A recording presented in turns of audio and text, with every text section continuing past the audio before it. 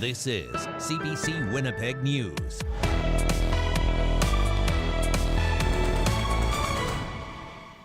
Good evening. Thanks for joining us. A feeling of relief tonight for some family members after the province announced yesterday it has started preparing for a landfill to be searched for 2 victims of an admitted serial killer. It's been more than 2 years since Morgan Harris and Mercedes Myron were killed and put in a dumpster.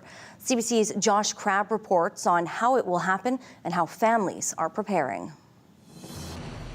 For the past year and a half, family members have been coming to this camp at Brady Road Landfill to stay connected with Morgan Harris. Now, they're more hopeful than ever that her remains will be found and recovered from a different landfill where they're believed to be buried. Morgan's youngest daughter, Elle, was among a group of family and supporters to get a tour of the site.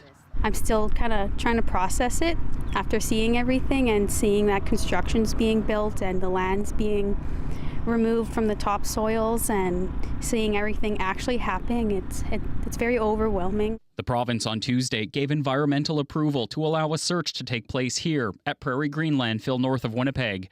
It's believed the remains of Harris and Mercedes Myron were taken here in May 2022 after the 2 women were killed by Jeremy Skibitsky and put in a dumpster. Families were informed the search could start later this summer and go into 2026. They were told that one day after Skibitsky's trial ended, with his fate now in the hands of a judge. It was a lot to process and see that, work was taking place. Yet here we were just the day before outside the law courts chanting, do your job, Wab, and here he has been. The province will be leading the search. Premier Wab Kinew says hydro crews and heavy equipment are already on site. A healing space for families is being built off-site, then will be relocated to Prairie Green. Landfill materials will be searched by hand instead of using a conveyor belt system as previously planned. The goal is to reach materials brought to the site on May 16th, the date it's believed the women's remains arrived here. And we believe that we have a closer idea of where that is within that 3-dimensional location of that part of the Prairie Green site. This is the area at Prairie Green Landfill where searchers will focus their efforts. The Premier says they were able to narrow down the location by working with an engineer and Prairie Green. Kinew says the remains are located closer to the middle of the cells rather than near the surface. Searchers may encounter bags of asbestos, and there are plans to deal with those safety risks. Searchers still have to be hired. Harris's cousin, Melissa Robinson, says family members are willing to be among the workers. We're going to be bringing her home, and at this point, that's all that matters, right? Today, June 12th, is Morgan Harris's birthday. This coming Saturday, family members are holding a powwow here at Camp Morgan at Brady Road Landfill in her honor. They're welcoming everyone to join to celebrate Morgan's life as efforts begin to search for her and Mercedes Myron. Josh Crabb, CBC News, Winnipeg. We're expecting to hear from the family of Mercedes Myron tomorrow.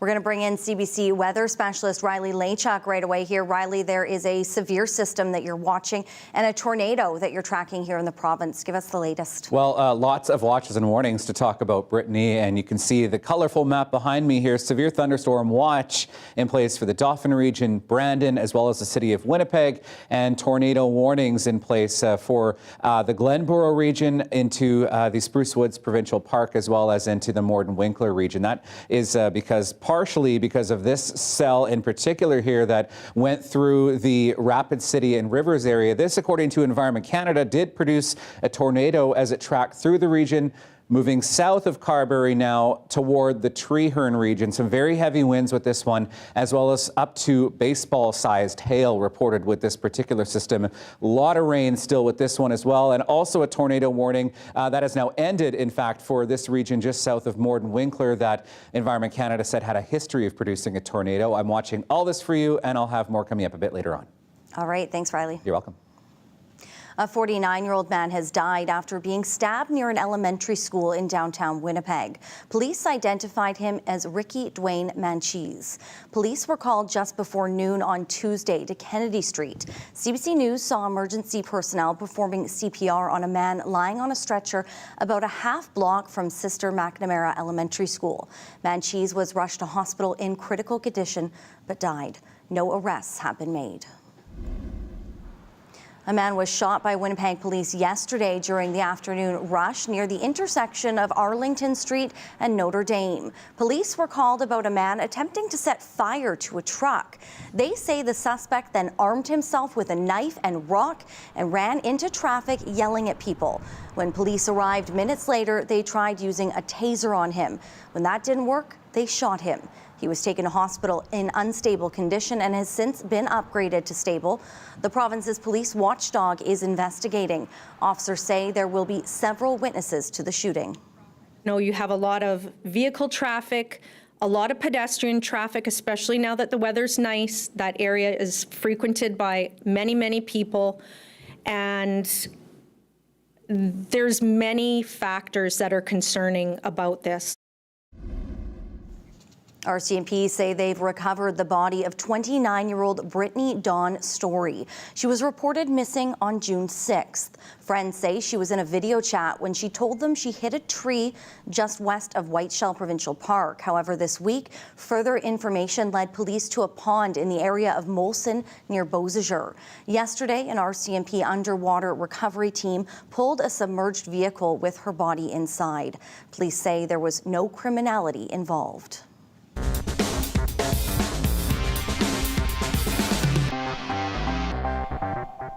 The City of Winnipeg released what one councillor called an earth-shattering report today. It found the city lacks adequate processes for reviewing staff performance and measuring progress toward key goals. CBC's Cameron McLean reports. The City of Winnipeg employs more than 10,000 people. How it manages those workers has now come under scrutiny. An auditor's report on the city's workforce management found numerous gaps in how the city tracks and measures staff performance. Among the report's findings, 67% of city staff had no documented performance review between 2018 and 2022, and 10 of 12 leaders interviewed didn't use documented performance measures. It's just earth-shattering. Deputy Mayor Janice Lukes headed the committee in charge of the review. After a briefing on the report Wednesday, she warned big changes need to be made. I'm going to be working with the elected officials to make some serious changes because this is not acceptable. We are working around the clock. We're working very hard to deliver results for citizens, and we need the support of the public service. This is the first review of the city's senior management in years. Chief Administrative Officer Michael Jack said many city staff work in the field and may not receive regular reviews. He also said leaders may do informal reviews with their staff, but without documentation, the city has no way of knowing. We know we've got some barriers to ensuring that we are getting on the same page with all of this. That's what we have committed to in terms of our responses in this audit report. But yeah, we clearly need to do better. The head of the city's largest union says the lack of feedback is hampering efforts to recruit and retain workers. You want to have a workforce that's, feeling like they're being heard and listened to. You want to create opportunities for your workforce, but that comes from leadership. Mayor Scott Gillingham says he and the Executive Policy Committee will debate next steps at their meeting next week. The people of Winnipeg work very hard and pay taxes, expect services, and so we need to make sure that we are optimizing our employees and their opportunity to grow and the services that they're delivering. Councillor Luke says she isn't calling for anyone to lose their job over the report yet. I'm not calling for anything right now. Okay. Very upset. Cameron McLean, CBC News, Winnipeg. For the second time in 8 months, it's election time in Tuxedo. CBC's Bartley Kivas brings us this story about the by-election in the Southwest Winnipeg constituency. Tuxedo is among the most affluent political districts in Manitoba. The average household income is $92,000, so it's no surprise Tuxedo's only ever elected Tories.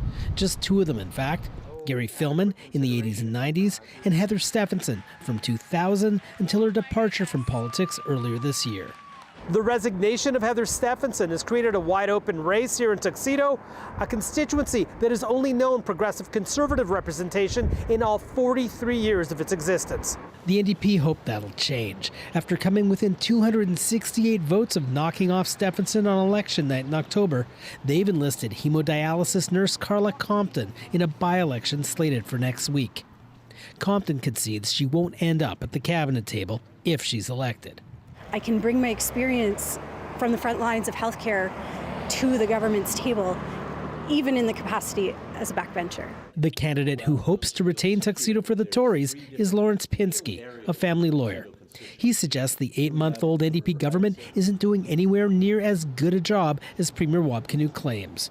I see a provincial government that's really separating people, that's doing terribly on the economy. I see a world that's gone a little bit upside down, and I see Manitoba having a brilliant set of capital assets, its people, and it's being mismanaged. The Manitoba Liberals, which only have one seat in the legislature, are banking on Tuxedo voters tiring of choosing between the NDP and PCs. Jamie Fow, a PhD candidate in community health science, says she'd be able to respond to calls more quickly than would a member of the larger parties. If the PCs or the NDP are elected, it will be another backbench and absolutely nothing will change. The Green Party, which has never won a seat in Manitoba, is running its leader, Janine Gibson. She's making an appeal for decency. We Greens don't sling mud, we're into soil conservation. So I'll just use that. Advance polls in Tuxedo are open until Saturday. Election day is Tuesday. Bartley Kivas, CBC News, Winnipeg.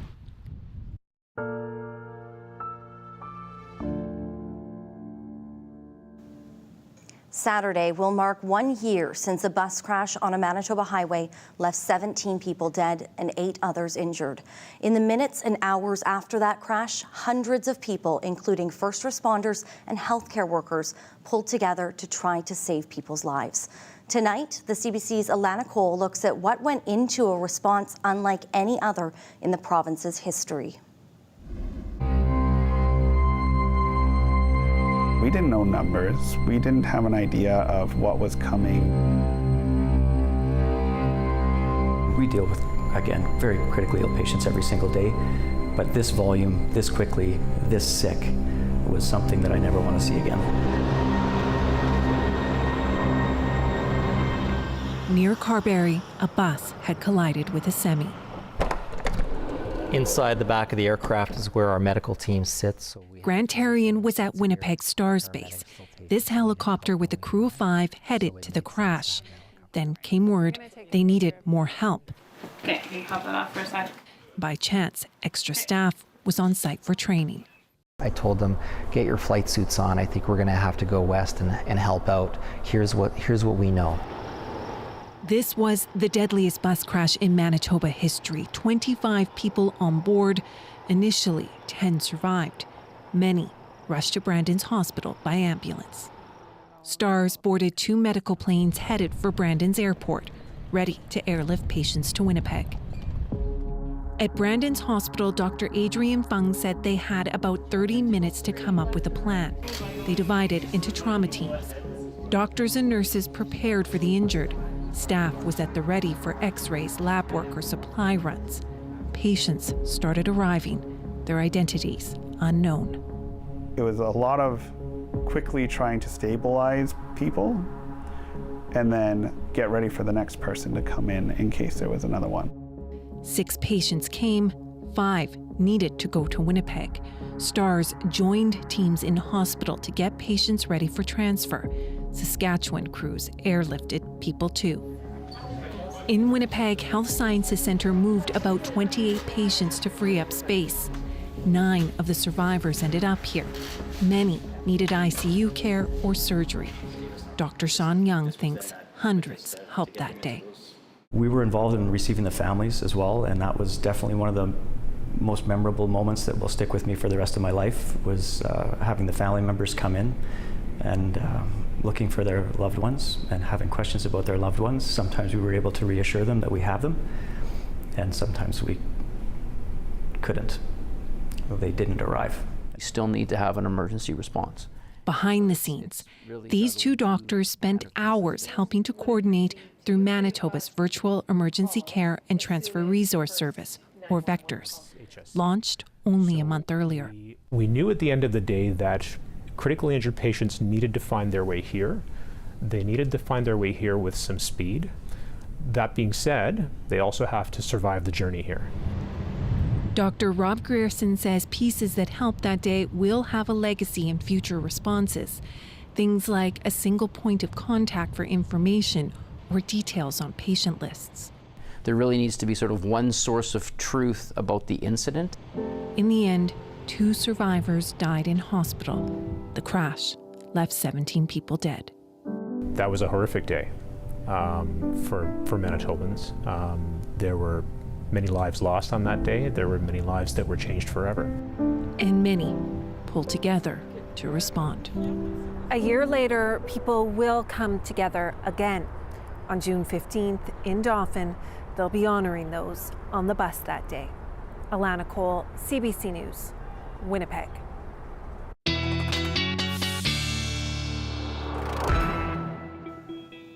We want to get you right back to the latest information on that storm. Riley, you've been tracking that throughout the afternoon and even throughout this show right now. So what are we seeing in terms of the movement? Still some tornado warnings in place for south central Manitoba, Brittany. I want to show you some video. This was shot in St. Lazare earlier this afternoon as that thunderstorm activity started to form. This is from one of our reporters at Radio Canada who is in St. Lazare shooting some very black clouds. This was a tornado-warned storm that rolled through the St. Lazare region and through the Russell region, eventually hitting that area around Rivers and Rapid City that produced a tornado, according to Environment Canada. So here is the latest. We have a tornado warning in place now for the Cypress River region, in addition to the Glenborough region as well right now, as we head into the Treeherne region to the east of that. Wawanesa picking up some pretty significant rain and some very high winds earlier in the afternoon. These storms packing a punch with some very large hail as well, up to the size of baseball reported,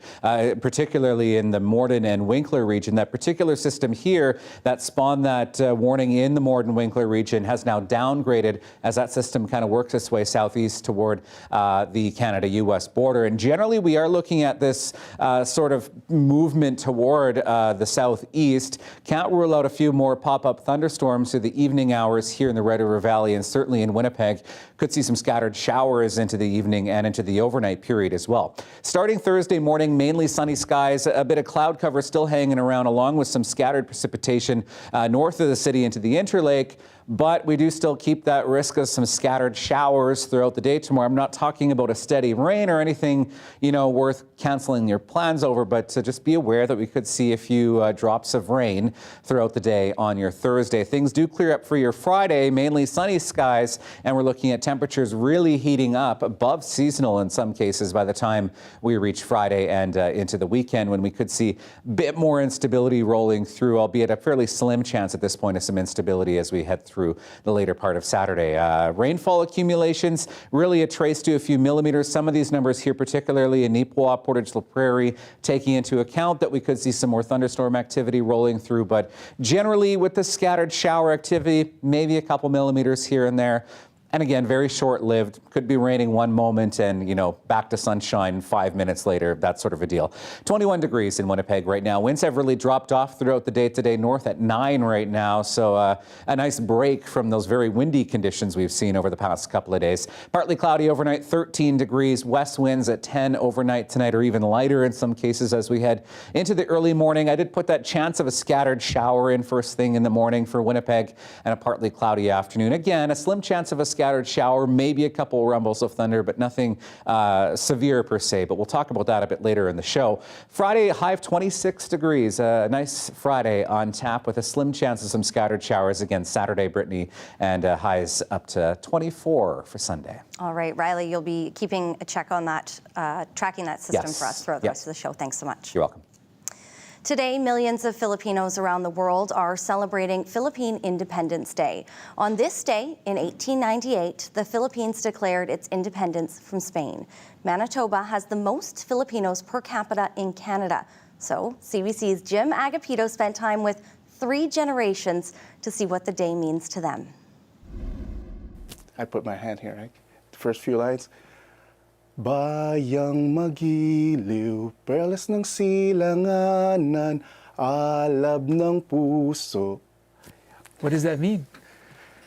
Well, just the fact that your hand is on your heart right here is, patriotism, history. There's a lot of people, heroes that we call, that paved the way for our freedom. And yeah, it means a lot. It means a lot. Today is Filipino Independence Day. What does that mean to you? For me, growing up first 26 years of my life back home, for me, it's close to resilience. Can you be a Filipino in Canada? Do you get to celebrate being a Filipino here? Absolutely. One thing we thank for in Canada is the culture. They embrace different cultures, and you're free and you're welcome. The active culture of Filipinos here is nonstop. And then we get these yearly annual celebrations too, which, man, there's like a lot of groups here that celebrate it. What do Canadians need to remember as it being Filipino Independence Day? That's freedom. Freedom, man. Sa dagat at bundok, sa simoy at sa langit mong bughaw, may dilag-ang tula at awit sa paglayang minamahal. Ang kislap ng watawat mo'y tagumpay na nagniningning between at araw. That's it. That's okay. Being here in Canada and enjoying fully what it is to be independent and being free, it becomes more meaningful for one, especially those who have experienced martial law, for instance. You know, we cannot really underestimate the impact it has on us. You know, the freedom that we are enjoying now, and we wish we would have that kind of freedom as well back home at all times. Yeah. Jubilee Medal from the Queen. So I have the gold, the diamond, and there's the last one, the purple one. To your contributions to Canada. To our fellow Canadians, I would say thank you for all the good things, for all the blessings that you've shared with us. We are here to contribute, to make our community better, to make our country really proud of the many, many cultures that they have. Canada is one of the top countries in the world. We're glad to be here, we're happy to be here, and we're here to stay. Since I'm Igorot and also Filipino, since Independence Day celebrates the Philippines' independence from Spain, I think it's a very important day for us as Igorot people who are Indigenous. The fact that our culture was able to survive after all of these years, after almost 300 years of Spanish colonization, it just shows that how resilient our people were, as well as other Indigenous groups in the Philippines, and that's why it's really important to me and something that I celebrate with my family and other Filipinos. They're set to graduate. It was a rite of passage they should have been sharing with 20 of their classmates. But 12 years ago, that moment was taken away. We hear from the survivors of the Sandy Hook school shooting when we return after the break.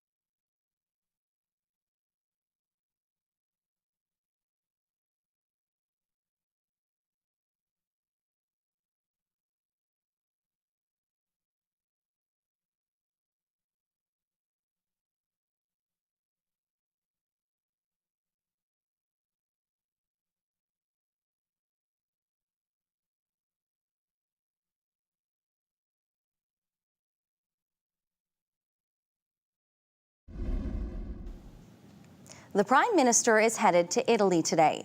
Justin Trudeau is taking part in an annual G7 Leader Summit that begins tomorrow in Rome. On the agenda, development in Africa and artificial intelligence. But wars between Russia and Ukraine, as well as Israel and Hamas, hang over this year's meetings. CBC's Ashley Burke is traveling with the Prime Minister and has more. The Prime Minister is traveling to Italy on the plane that you can see behind me. He'll be meeting with G7 leaders at a critical time. The wars in Ukraine and in Gaza have cast a long shadow over this year's summit. A former foreign affairs advisor to the Prime Minister says this is a moment of real uncertainty. Uncertainty about the future of Ukraine, uncertainty about the fate of democracy, uncertainty about major issues like climate change. And so it's really important for these leaders to come together and demonstrate that they can do something in response to these challenges.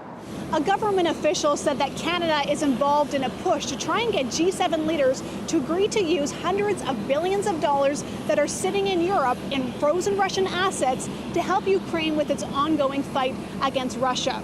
But experts also say that while there could be an image of unity projected on that front, that leaders could struggle around the table to come up with a consensus on what's unfolding in Gaza. There's a number of divergences of views between Europeans and the Americans in particular, but even within Europe. So it will definitely be a challenge for the G7 not to be derailed in some ways by what's going to happen in Gaza and what are post-war plans. He says that could overshadow Italy's official agenda that includes talking about development in Africa to curb migration and as well artificial intelligence. For the first time, the Pope is going to be taking part in G7 talks. This after he says he was a victim of a deep fake photo, and he has warned against what he calls the perverse dangers of artificial intelligence. He wants countries to sign on to an international treaty to agree to use AI for good and for not evil. As well, a government official said that this summit is happening during a year of elections in the UK, the US, and also across the EU. So there'll be a focus on countering disinformation, on free and fair elections, and as well on foreign interference. The government official said the Prime Minister will be bringing up foreign interference. This after a bombshell report recently alleged that there could be some parliamentarians that have helped foreign countries meddle in Canadian politics, including India and China. Ashley Burke, CBC News, Ottawa. Canada will face renewed pressure to boost defense spending during next month's NATO summit in Washington.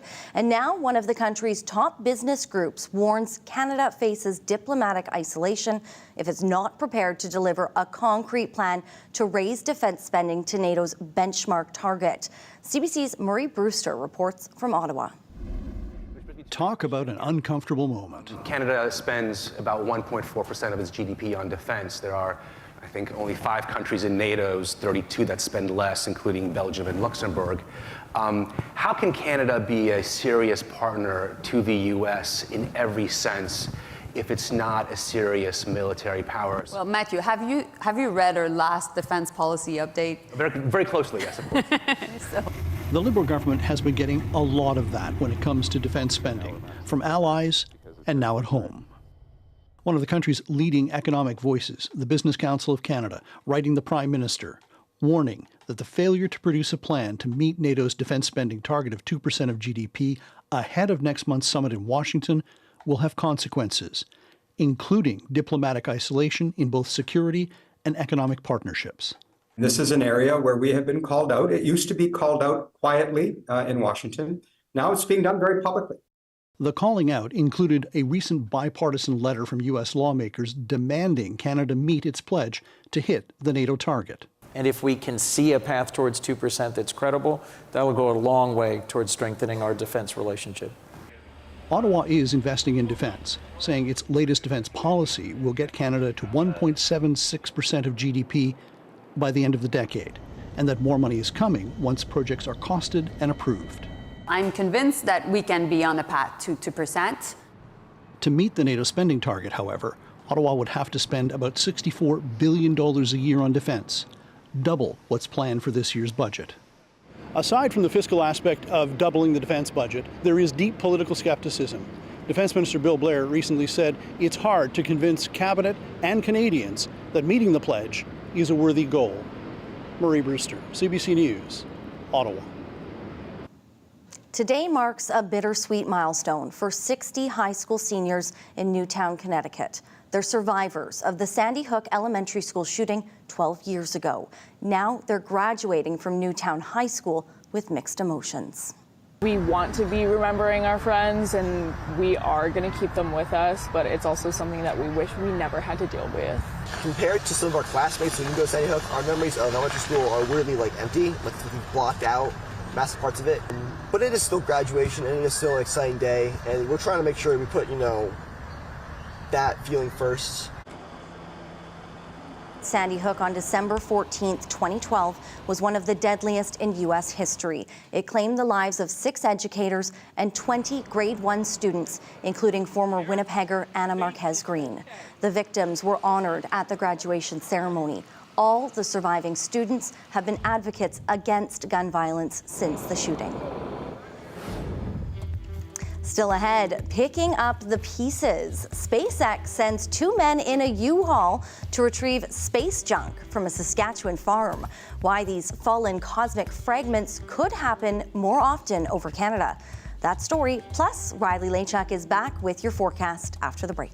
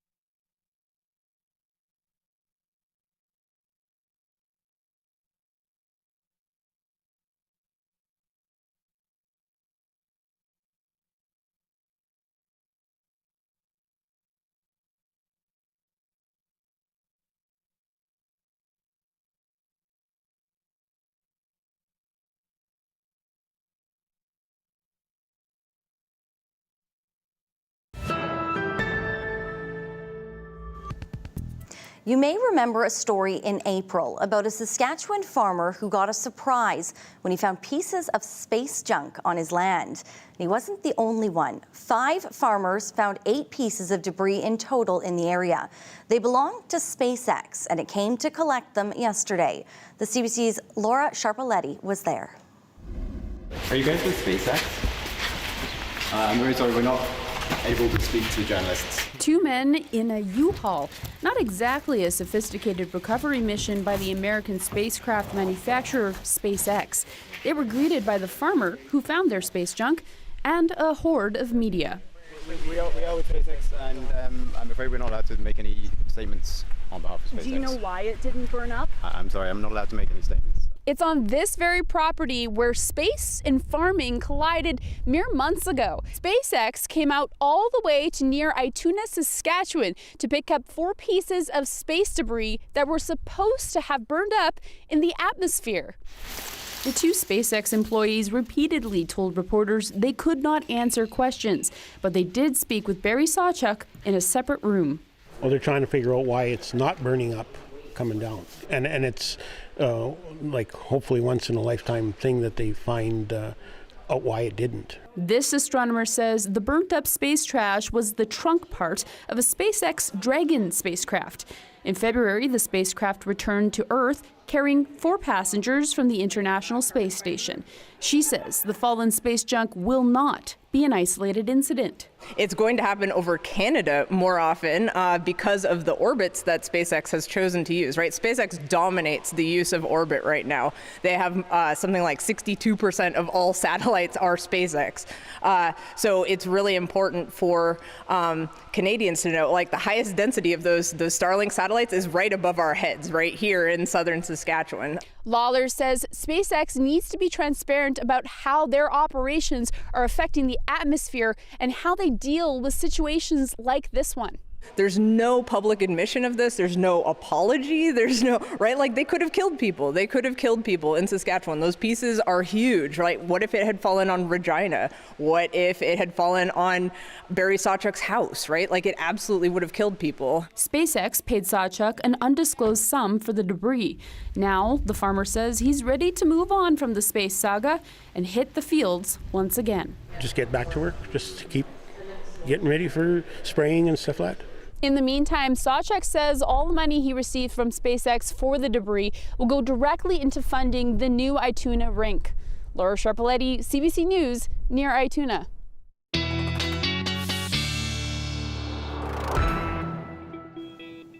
We've already been seeing pictures and videos of that system and tornado that made its way through the southern part of the province. Yes. Online already, and you've been keeping an eye on that all afternoon. Yeah. Any new warnings, watches that we need to be aware of? Yes, warnings, Brittany, have been shifting around a little bit. We'll take a look at those now, along with the radar imagery here. So, again, that area around Morden Winkler getting into some severe thunderstorm warnings, and to the west of Morden and Winkler, some tornado warnings once again. In particular, because of this cell that has been producing a tornado right around Swan Lake, south of Notre Dame, toward the Manitou region. This is all moving to the southeast, so we'll continue to keep our eye on this. And still quite a bit of lightning coming out of this storm, as well as this one that is now sort of pushing off south into the Winkler region as well. So once again, tornado warnings included in Manitou, Swan Lake, the Pilot Mound region because of this particular storm system that is just to the south of Treeherne. Talking about thunderstorm risk for Thursday now, definitely not as volatile as this afternoon was, but risk we could see a few rumbles of thunder across southern and even as far north as the Pas in northern Manitoba. Hail potentially up to the size of peas with wind gusts upwards of 50. So not severe weather by any means, but certainly just keep your eye to the sky. Could be some scattered showers tomorrow. Your dog walking forecast, yes, we could see a few scattered showers throughout the day, so don't be surprised if you get rained on here and there. Here is a picture of Toby and Sassy. Thank you, Heather, for sending this picture, and keep your pictures coming. I want to see them at talkback@cbc.ca. In particular as well, if you have any pictures of hail or storm damage from southern Manitoba, that's a good place to send those into as well. Daytime highs today up to 25 degrees in Winkler, 26 in Melita in the afternoon, 24 in Brandon was the forecast, or was the daytime high, and 22 in the Portage La Prairie region. Overnight tonight, still a risk we could see a few thunderstorms as we get into the evening and into the overnight period.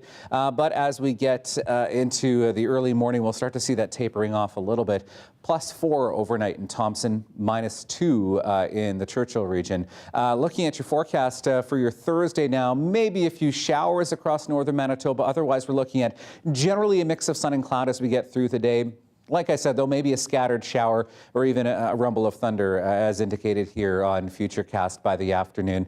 In southern Manitoba, that rain and some of that scattered shower activity still pushing off to the east as we start the day tomorrow. A sunny start in Westman at 12 degrees first thing in the morning, and we'll see kind of that on and off chance of some scattered showers here and there throughout the afternoon. 20s for both Brandon and Portage La Prairie, up to 21 tomorrow in Winnipeg, Brittany. I'll have a look at your 7-day forecast, and we'll keep our eye on those watches and warnings toward the end of the show as well. All right, thanks so much, Riley. You're welcome. $5. It might not seem like much, but for tens of thousands of First Nations people in Manitoba, it represents centuries of painful history. Urban Treaty Days is underway in Winnipeg this week, but what does that $5 mean? And does it really still represent what it was intended for? We'll be speaking with the Treaty Commissioner coming up next.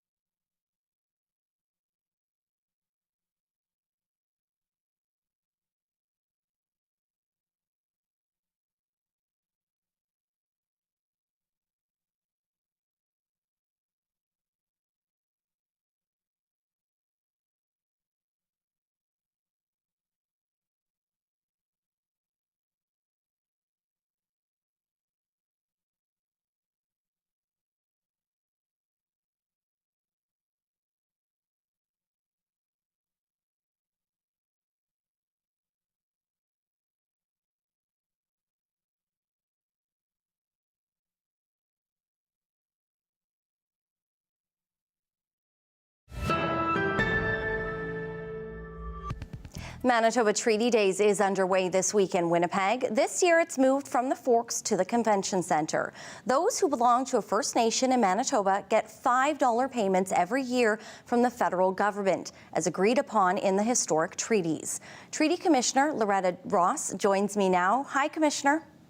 Hi. First off, for those who don't know, can you explain why these payments exist and their significance?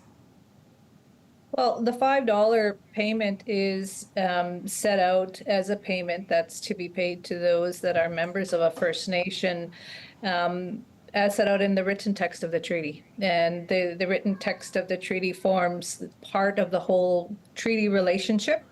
But within that written document, there is a provision that $5 is to be provided to each treaty person, and how that definition of a treaty person has changed over time in terms of who's entitled to those that $5.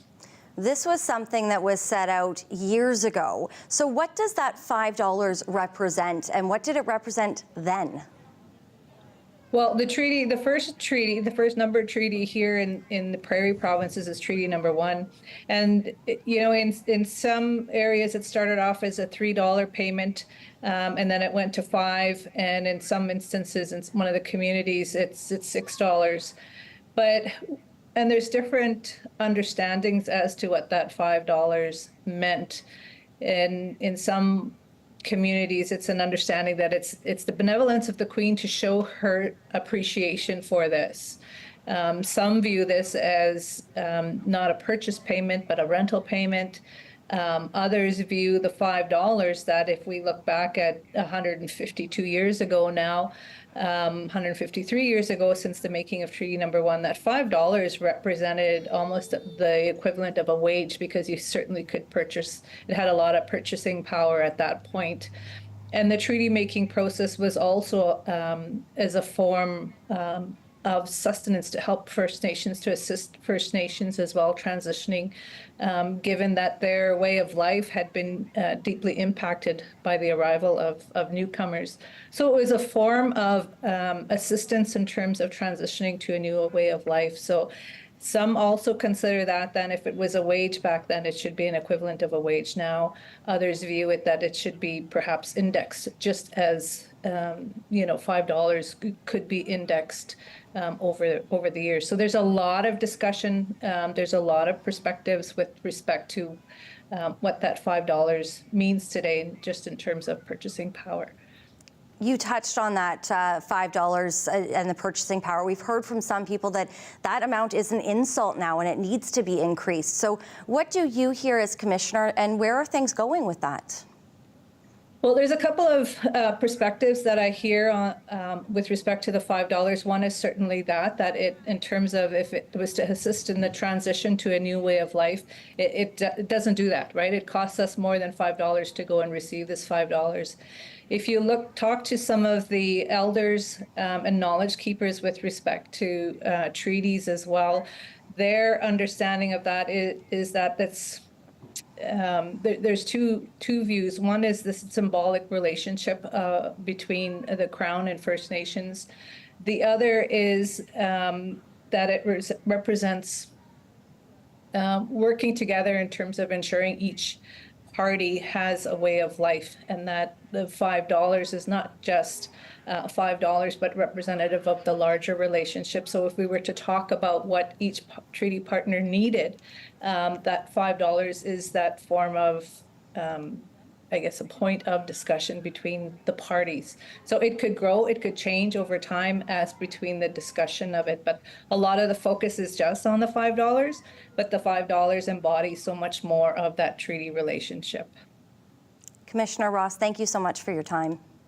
Oh, thank you for having me. Still ahead, Riley Lachuk is back with a last check on our forecast. We're back after this. Stay with us.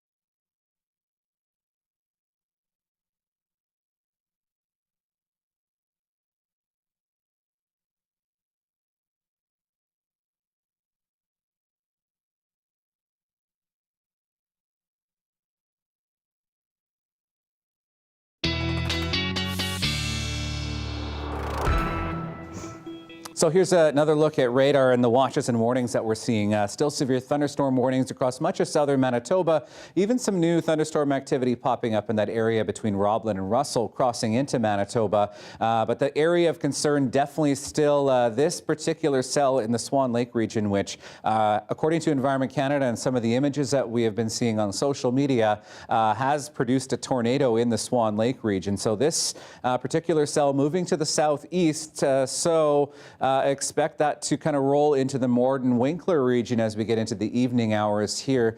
Definitely, though, keep your eyes to the sky as we head into the evening hours, because we do have that risk of a thunderstorm persisting into the evening tonight. 15 first thing tomorrow, maybe some scattered showers throughout the day. Otherwise, we're looking at a mainly sunny day for your Thursday.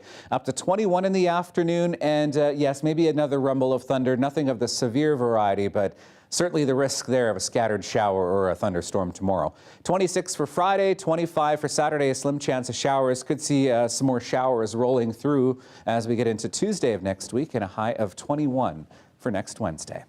Well, a beautiful collection of quilts now hang inside of an art center in downtown Kelowna. It is not your typical exhibit, though. They're all gifts, Brittany. 70 quilters spent countless hours sewing them for people who lost their homes in the McDougall Creek wildfire. As the CBC's Joseph O'Toole explains, it's another thread stitching the community together after the tragedy.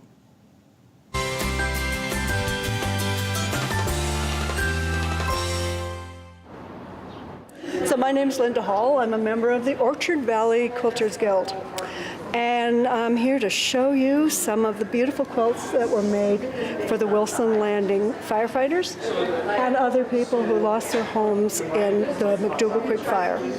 That was only last summer. So this is in memory of what happened?